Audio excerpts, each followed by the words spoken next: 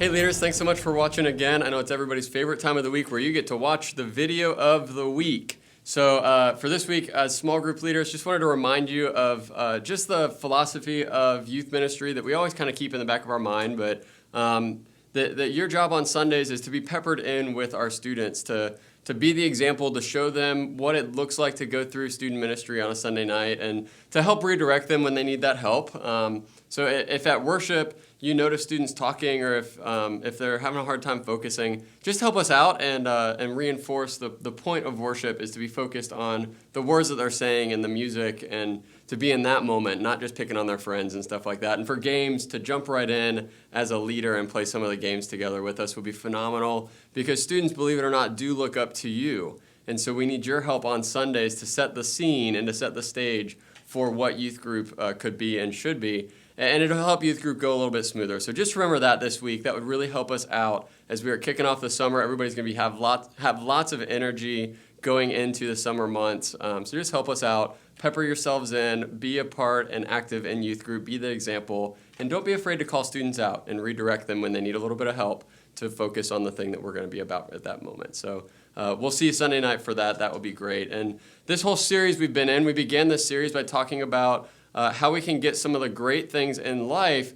but only if we're willing to wait for them. We're calling this series Over Time, because the best things in life get better over time. Now, it can be frustrating, though, because it seems like we're hardwired, especially in our culture, to get things immediately. We want everything right now. And this is especially true with our relationships. We want great friendships, but the struggle is that friendships and relationships take time. Now, when relationships get broken, it hurts, and we want a quick fix. Even if we pretend like we don't care, none of us would say that messed up relationships are fun. But as bad as they are, none of us can fully escape the less than perfect relationships with people. We want someone or something to come fix the broken friendship by making peace immediately. And even if peace isn't the word we would use right this time, it's ultimately what we want. We say things like, I just want it to be better, or I just don't want to deal with this drama anymore. But what we're really saying is, I want peace in my friendships. You want things to be okay again. You want that knot in your stomach to go away. But the problem with peace is that it doesn't happen quickly. Real peace is not a quick fix. Sure, apologizing is a great start to that. It only takes seconds to start the conversation. And you can take steps to make peace in a moment, but keeping peace is one of those things that only happens over time. But what does this mean? How do we get peace for the long haul, and how do we make peace and keep it too? So this week we're going to look at scripture from a guy named James. And something about James that you may or may not know, but James is Jesus' brother. I couldn't even imagine what it must have been like to be Jesus' brother, and how strange that must have been for him, especially when it comes to relationships. That James and Jesus were going to have fights and get mad at each other because they were brothers. And Jesus was always going to be right because he's Jesus. I have no idea what that relationship would look like, but maybe that's why James had some incredible and unique insights into God and into relationships. So when James speaks, all of us should lean in a little and listen to what he tells us to how to get along with family and everybody else. So check out what James says in chapter 3, verse 18. He says, "Peacemakers who sow in peace reap a harvest of righteousness."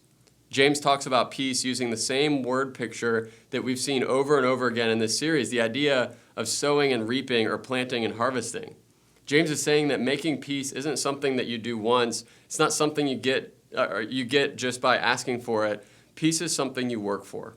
It's something you sow. It's like planting a garden. You commit to working in the garden over and over and over, and you show up and put in the work until you get results.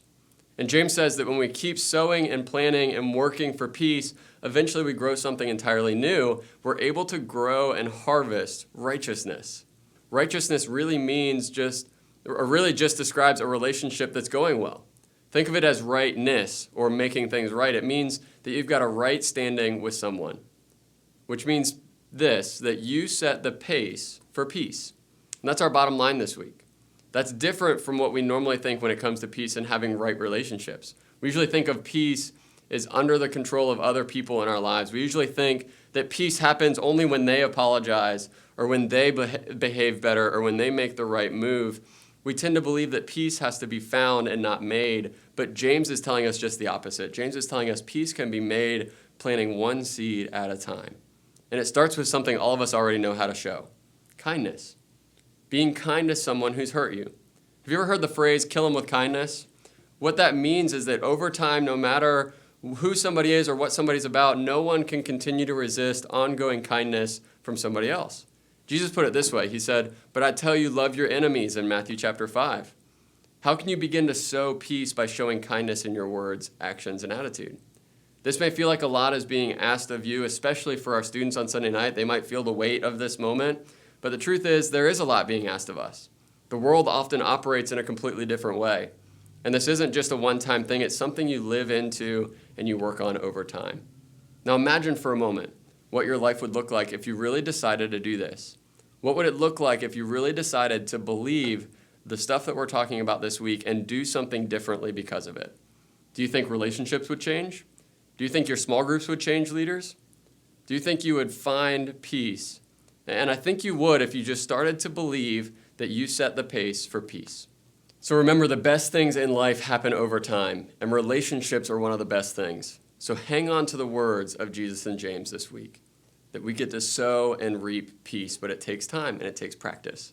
So leaders, think about stories in your life this week where you've had to use peace and work at peace over time to get relationships to where you would like them.